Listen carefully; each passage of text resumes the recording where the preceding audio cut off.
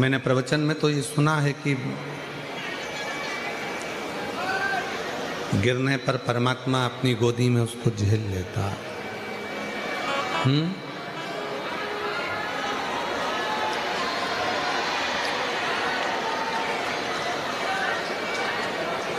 कि परमात्मा गोदी में उसको झेल लेता है, यह हमने प्रवचन में सुना है।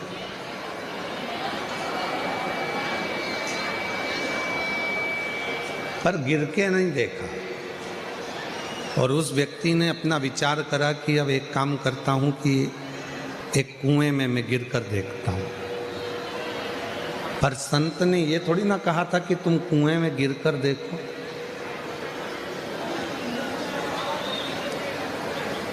संत ये थोड़ी ना बोले हैं कि तुम कुएं में गिर कर देखो।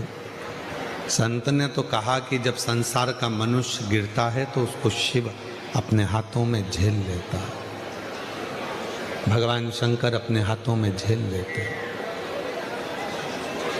पर उस व्यक्ति ने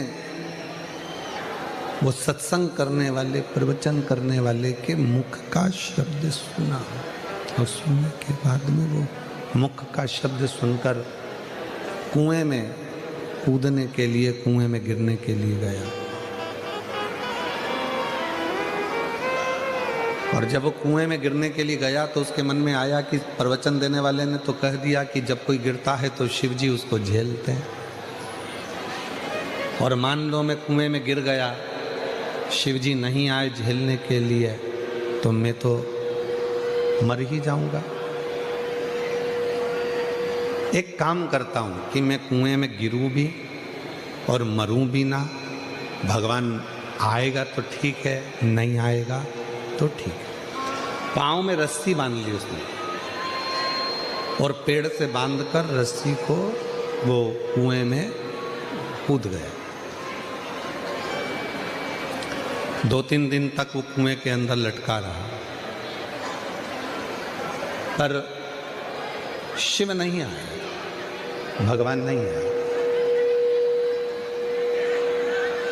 भगवान पहुंचे ही नहीं। फिर जब भगवान वहां नहीं आए, वहीं से एक व्यक्ति निकल कर जा रहा था, और उस व्यक्ति ने देखा कि कोई कुएं में पड़ा हुआ है।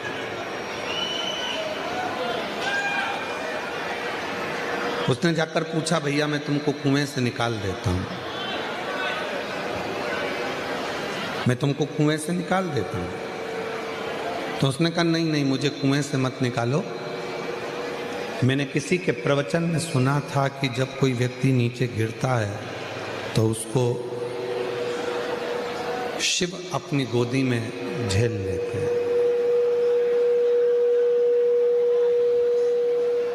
भगवान शंकर उसको अपनी गोदी में झेल लेते हैं। मैंने ये प्रवचन में सुना।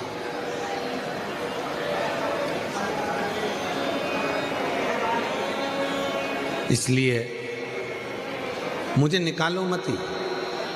उस व्यक्ति ने कहा कि क्या तूने प्रवचन में ऐसा सुना था? हाँ, ऐसा ही सुना था। अब उसने कहा जब इतनी सी बात के पीछे अगर मुझे बाबा भोलेनाथ जी का दर्शन हो रहा है तो फिर दिक्कत क्या है? उसने रस्सी ढूंढी, रस्सी मिली नहीं, और बड़ के पेड़ की डालियों को बांधकर वो कुएं में कूद गया। अब रस्सी मजबूत थी, पर बड़ के पेड़ की डालियां इतनी मजबूत नहीं थी। बट वृक्ष की डालियां इतनी मजबूत नहीं थी। वो टूटने लगी, और टूटने लगी तो वो जमीन जैसे ही टूटकर वो कुएं में गिरने लगा, और गिरते ही भगवान भोलेनाथ ने उसको अपने हाथों में झेल लिया, उसको अपनी गोदी में झेल लिया। जो रस्सी से लटका हुआ था, रस्सी से बंधा हुआ लटका हुआ है, और वो व्यक्ति जो रस्सी से 4 दिन से 5 दिन से लटका है, वो कह रहा है कि भोले बाबा मैं तो 4-5 दिन से लटका हुआ हूँ, आप मुझे नहीं झेले। भगवान ने कहा कि तेरे मन में विश्वास नहीं है, भरोसा नहीं है, इसलिए तुझे ईश्वर नहीं झेल सकता। जहाँ भरोसा भरोसा होता है, जहाँ विश्वास होता है, वहाँ ईश्वर होता है।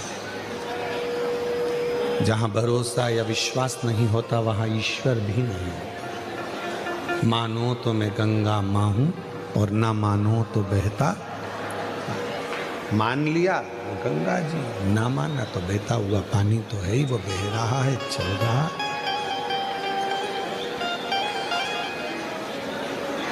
वो बह रहा है, चल रहा। शिव विश्वास की एक मूर्ति है, भगवान शंकर भरोसे की एक मूर्ति है। आप अपने गले में रुद्राक्ष पहनते हो? हाथ उठाओ जरा, कितने लोगों ने पहने हैं? रखो रखो, पहनना चाहिए। क्यों?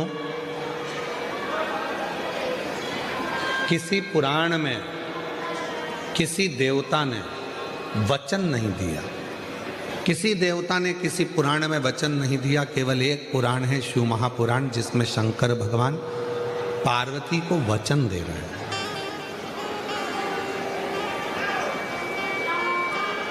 शिव पार्वती को वचन दे रहे हैं, भगवान शंकर पार्वती जी को वचन दे रहे हैं। केवल एक पुराण है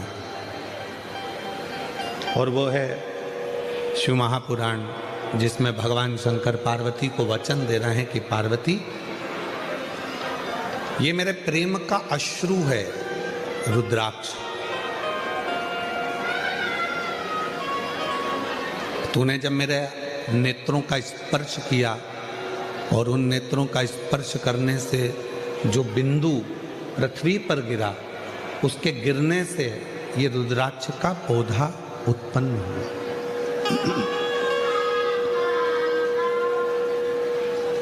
रुद्राक्ष का पौधा उत्पन्न हुआ, ये मेरे प्रेम का प्रतीक है। और दुनिया के लोग, अगर कोई संसार का मनुष्य मुझे ढूंढना चाहता है तो पार्वती, ये रुद्राक्ष मेरा खुद का एक स्वरूप है। जिसके पास रुद्राक्ष होता है, शिव पुराण में शंकर जी पार्वती को वचन देते हैं, उसके साथ मैं हमेशा हर पल, हर घड़ी, हर क्षण रहता। ऐसा कोई पल नहीं जाता, ऐसा कोई क्षण नहीं जाता, ऐसी कोई घड़ी नहीं जाती जिस समय पर मैं उससे दूर हो जाऊं। मैं उसके साथ हूँ, उसके हर पल, हर घड़ी, हर क्षण उसके साथ।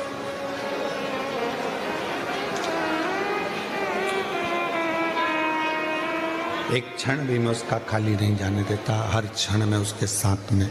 इसलिए शिव महापुराण की कथा कहती है कि अपने गले में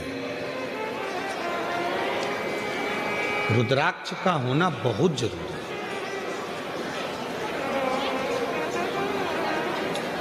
जितने ब्लड प्रेशर वाले होते हैं, जितने शुगर वाले होते हैं, काशी में IIT ने इस पर शोध किया है। छोटू भाई, रुद्राक्ष पर IIT शोध करी है। बड़े बड़े साइंटिस्ट इस पर शोध करें कि रुद्राक्ष के फल में, रुद्राक्ष में एक ऊर्जा, एक तत्व अलग से होता है, जो तन पर आने के बाद हमारे ब्लड प्रेशर को और हमारी शुगर का लेवल बराबर कर देता है।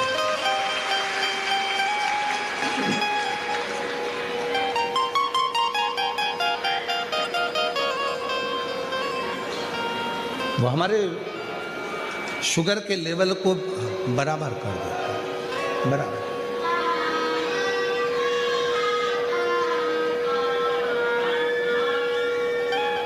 वो साधारण नहीं है। जैसे बेलपत्र का वृक्ष साधारण नहीं होता, दुनिया में कोई वृक्ष ऐसा नहीं है जिसका फल सूखने के बाद वापिस हरा भरा हो जाए।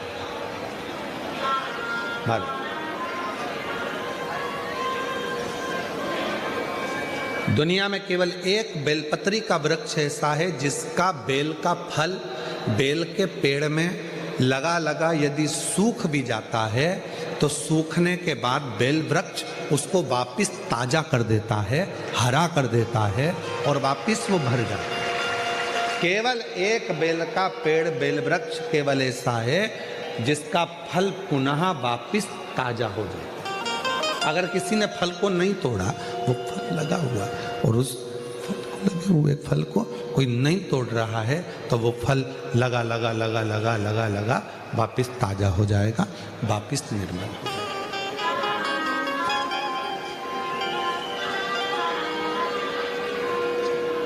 रुद्राक्ष के 4 स्वरूप हैं, सफेद, लाल, पीला और श्याम।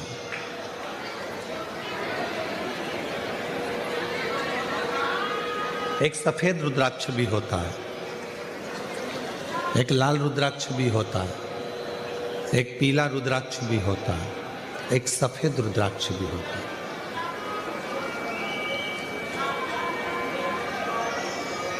बाबा जी, एक कमल रुद्राक्ष भी होता है, एक शालिग्राम रुद्राक्ष भी होता है। वो शालिग्राम की आकृति का होता है। एक कमल रुद्राक्ष होता है, वो कमल की तरह खिला होता है, उसके अंदर भी रुद्राक्ष होता है और पत्तियां उसकी निकली होती है। बाबा जी, और जितने रुद्राक्ष होते हैं, एक मुखी से लेकर 14 मुखी तक शिव पुराण में वर्णन है और एक मुखी से 21 मुखी तक स्कंद पुराण में वर्णन है। स्कंद पुराण में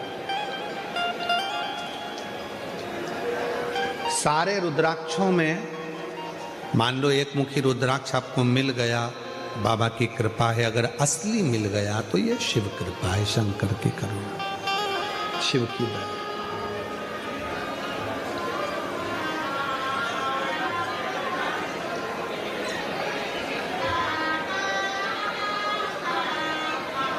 पर संपूर्ण रोग, संपूर्ण दुख, संपूर्ण तकलीफ, संपूर्ण बीमारी, संपूर्ण कष्ट, संपूर्ण समस्या का हल करने के लिए 2 रुद्राक्षों का महत्व का है।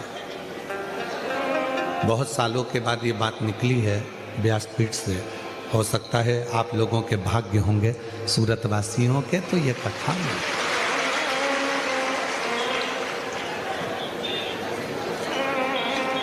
2 रुद्राक्ष ऐसे होते हैं जो संपूर्ण बीमारी के लिए, रोग के लिए, तकलीफ के लिए, कष्ट के लिए, दुख के लिए निवारण का कार्य करते हैं। वो है पहले नंबर पर 5 मुखी रुद्राक्ष। क्यों? शिव पंचानंद है। भगवान शंकर का एक मुख अघोर मुख है। अघोर मुख, अघोर मुख का मतलब है कि उनको क्रोध नहीं आता। अघोर मुख का मतलब है कि वो शांत स्वरूप है। कर्पूर घोरम कर्तारम संसार सारम, कर्पूर करुणावतारम संसार सारम, भुजगेन्द्रहारम सदा हृदयारविंदे भवं भवानी सहितं नमामि। जैसे आरती होने के बाद में कर्पूर गौरम जब हम गाते हैं और उसमें कपूर को अग्नि में डालते हैं, कपूर को अग्नि में दिया जाता है। आपको सबको कथा में हमने पहले भी वर्णन किया कि कपूर किसका प्रतीक है। जो आरती के बाद में कपूर लगाया जाता है वो किसका प्रतीक है। यदि आपने पूर्व में शिव पुराणों को सुना होगा तो उसमें हमने वर्णन किया है। पूर्व में अश्वमेध यज्ञ होते थे। अश्वमेध यज्ञ का जो अश्व होता था वो पूरा दिग्विजय करने जाता था। फिर वो अश्व आता था और उस अश्व को अग्नि की साक्षी में दिया जाता है। अब आज का व्यक्ति तो इतने सारे अश्वमेध यज्ञ नहीं कर सकता। आज के व्यक्ति के पास टाइम भी नहीं है, तो वो यज्ञ भी बड़ी मुश्किल से कर पाता है, हवन में भी बड़ी मुश्किल से बैठ पाता है। अश्वमेध यज्ञ का पुण्य कैसे प्राप्त हो? तो भगवान राम जी ने अपने गुरु विश्वामित्र जी से ये पूछा था कि हमें, वशिष्ठ बाबा से पूछा था कि हमें अश्वमेध यज्ञ का फल रोज प्राप्त हो। हम अश्वमेध यज्ञ तो एक ही बार करें, पर उसका फल रोज प्राप्त हो, उसके लिए क्या करना चाहिए? तो वशिष्ठ बाबा ने, विश्वामित्र जी ने उस अश्वमेध यज्ञ के अश्व को कपूर बना दिया और उस यज्ञ कुंड में छोड़ा। तो कहा वशिष्ठ बाबा ने और विश्वामित्र जी ने, जब संसार का मनुष्य अपने घर में नित्य आरती करता है, विशेष आरती में जब कपूर की आरती करेगा तो उसको अश्वमेध यज्ञ का फल उसी क्षण प्राप्त होगा। अश्वमेध यज्ञ का फल प्राप्त करने के लिए हम रोज आरती के बाद थोड़ा सा कपूर लगा देते हैं और हम बड़े प्रेम से गाते हैं कर्पूर गौरम करुणा। वो अश्वमेध यज्ञ का फल।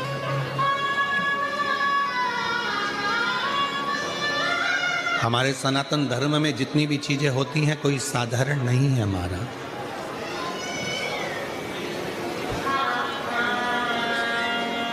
हमारे सनातन धर्म में जितनी भी चीजें हैं, हाथ में अगर हम मोली बांध रहे हैं, लाल लच्छा बांध रहे हैं, नाड़ा